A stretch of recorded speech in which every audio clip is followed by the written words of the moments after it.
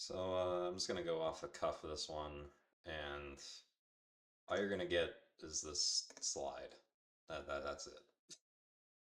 Um, I don't want to be on camera because I kind of look like Gollum at the moment. Uh, but I want to talk about like one of my favorite YouTubers likes to talk about the tech industry. I I was watching um I was watching the senior dev, one of these developer relation channels.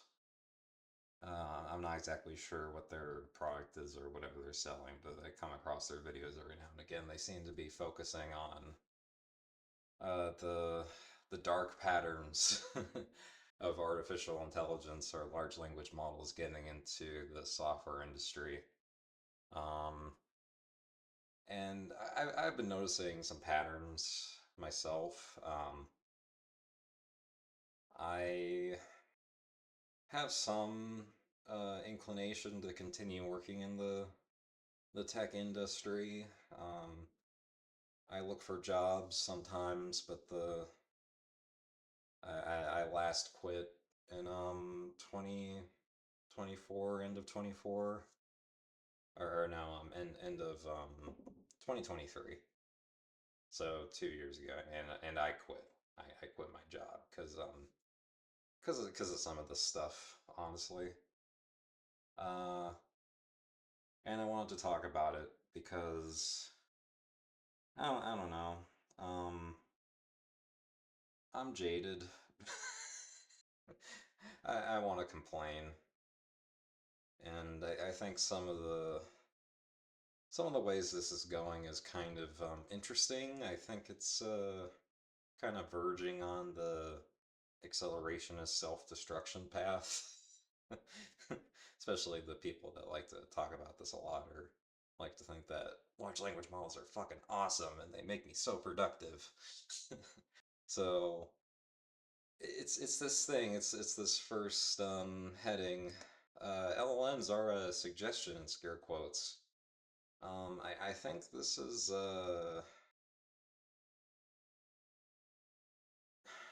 it's it's a little hard to unpack, but you you always see these people talking about how large language models make them so much more productive and they write so much more code and oh my god, it's so easy. I just get the editor to write it for me now. Um and when I was watching this video from the senior dev, they were giving this example.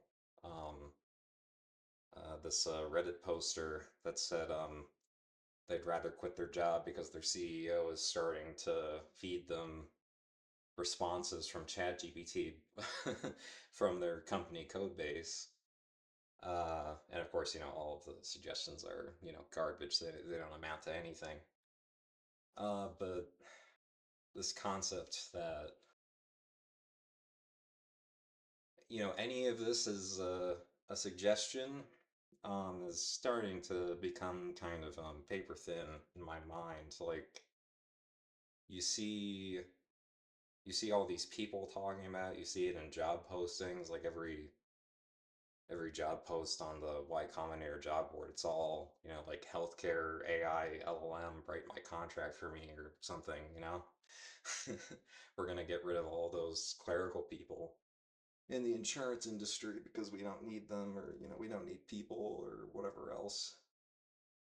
Um, but yeah, like I think it's strange because I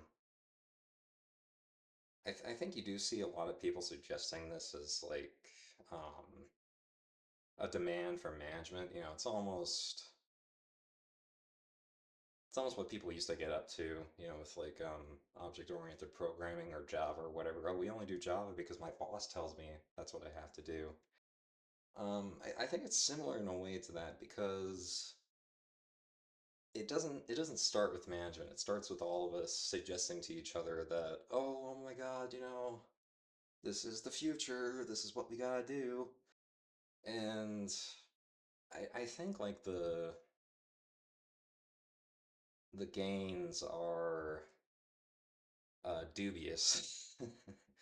um, and that's kind of where we get into AI Winter 3. Um, there's another YouTuber does a video essay opinions channel, Dr. Angela Collier. I'm sorry if I'm butchering that name, but she made a video called AI Doesn't Exist.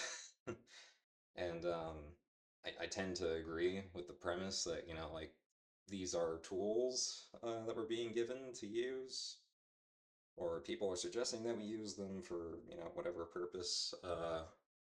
But she brought up the example of the professional translators kind of being subjected to poor labor conditions because they're, like let's say you're translating a book into a different language, and rather than just depending on the professional and their expertise to perform that task, you end up demoting their labor by giving them, some machine translated copy of a book to start with. And like, okay, just edit this to what it actually needs to be. You have like 5 days to do it or whatever. You're on a contract.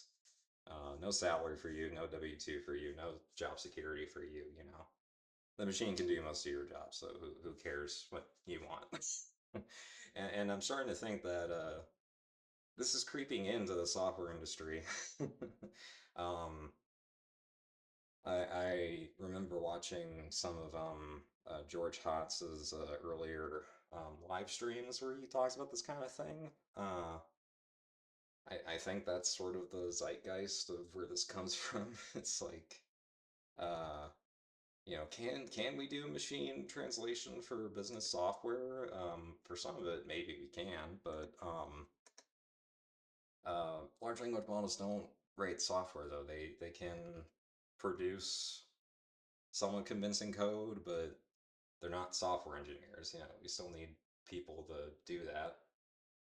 Maybe we won't at some point, but at least for now, it's not the case, and it's not the case for professional translators either. Like a machine can't do their job. We still need a human to know, like, this is like a book that someone can read. This is a program that actually does what it's supposed to. We need people to do that. And to put the sloppily translated thing in front of them and say like, "Oh my God, look, this is gonna make it so much faster." Like, no, it's not. You're just giving me a pile of slop to start with.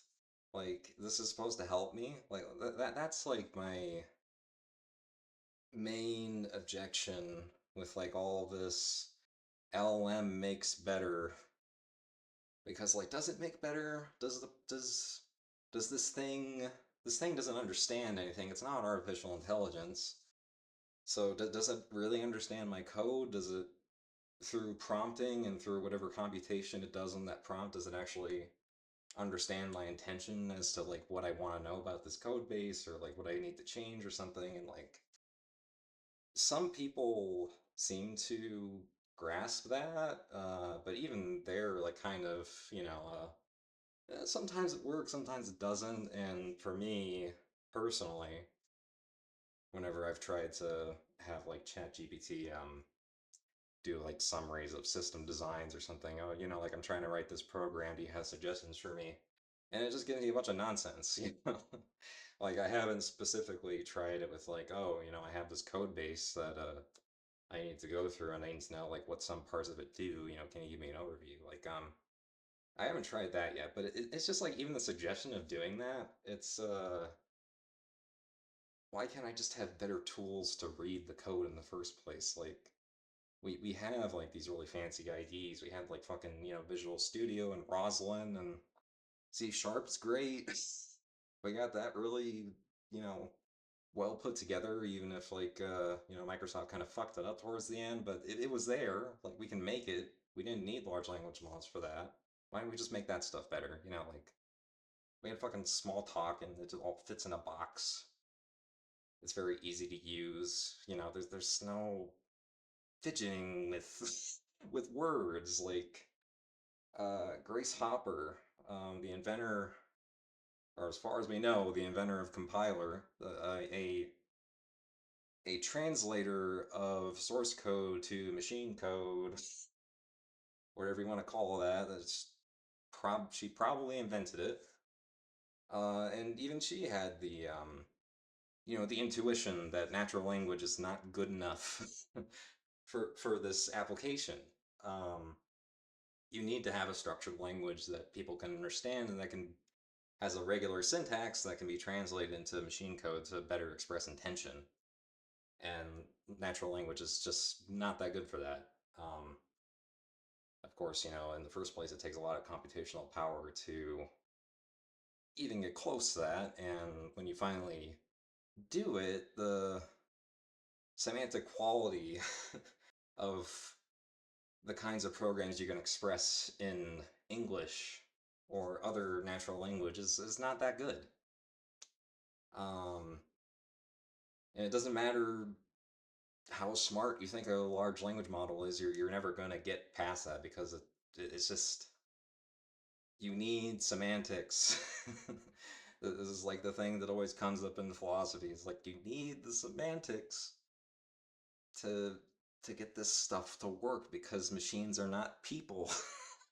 You need people to understand the machines, and you need the machines to work in a consistent way. And LLMs are not that from where I'm standing. Uh, then you have what happens once you get to that point. You're in an AI winter. This has happened twice before in this industry, in this field. The AI winter I'm somewhat familiar with is the symbolics, MIT. We got Lisp and we were gonna write all the rules so the computers could do everything for us, and it was the guy who invented Lisp, John McCarthy. He said AI is harder than we thought it was in 1965.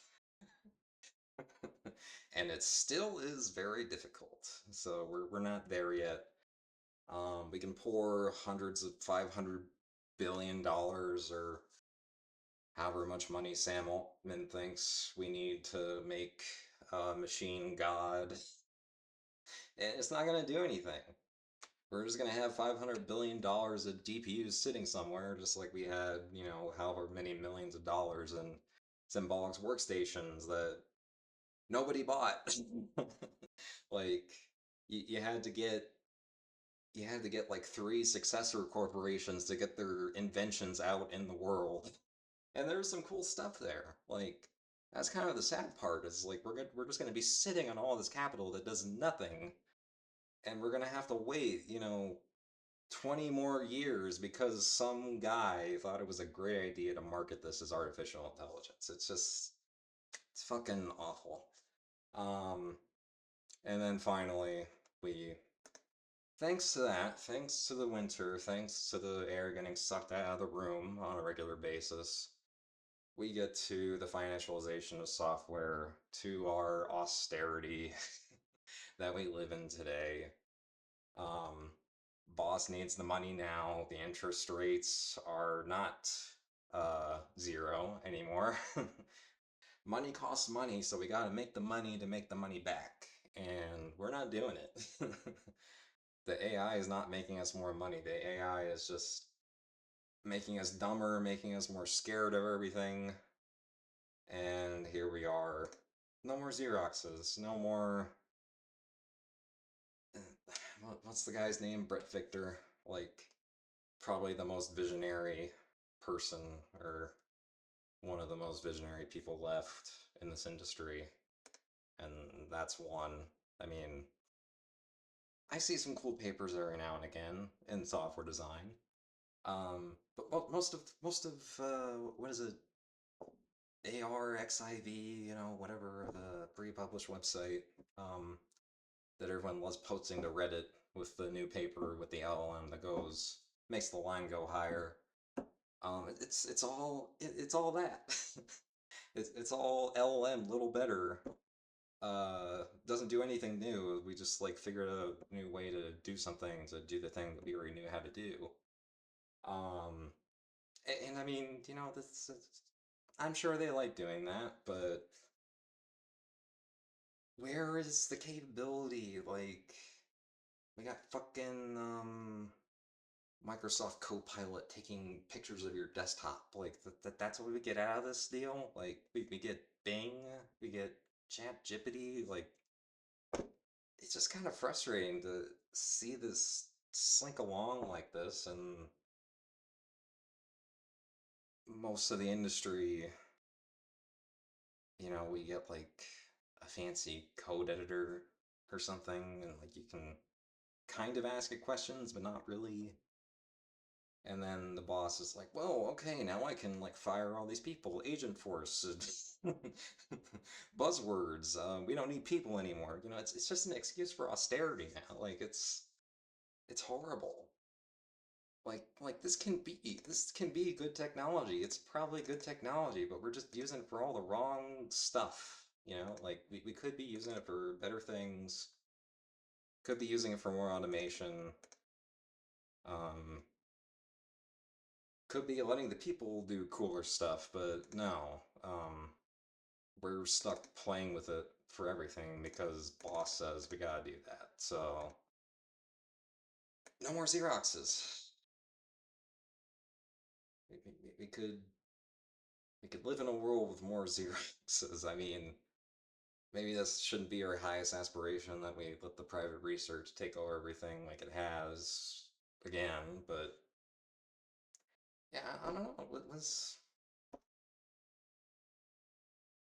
Did small talk happen because of Xerox? Did it happen because all the people were in the right place? Um, who knows? But its closest analog is OpenAI right now, and it's not doing a whole lot for us at the moment. Just burning money. They burn all the money, and then they ask for more money, and they ask for more of our attention. And what are we doing with all of it? It's just a little tragic. A little tragic. And I know I've been talking fast for the past couple minutes, but yeah, I don't know who to talk about this with. It's maybe I should start writing more blog posts or something. But it's just like driving me nuts just to see everyone talk about this endlessly, and it's just the same stuff every day. Like, where's the new stuff? When are we doing new stuff? I want to see new things. I don't want to see fucking, 10-year-old technology. 10-year-old technology being shoved upon the 30-year-old technology that we still refuse to improve. Like desktop computers aren't really that good for like them the kind of hardware we can build. Like what are we doing with it? It's like I'm on fucking Linux here, this isn't what I paid for. This isn't what we paid for as a society. Like what are we doing, man? We would be doing way better and we're just stuck talking about this nonsense. So yeah, I'm also putting wood on the pile. Don't listen to me. I'm just some crazy guy on YouTube. Bye.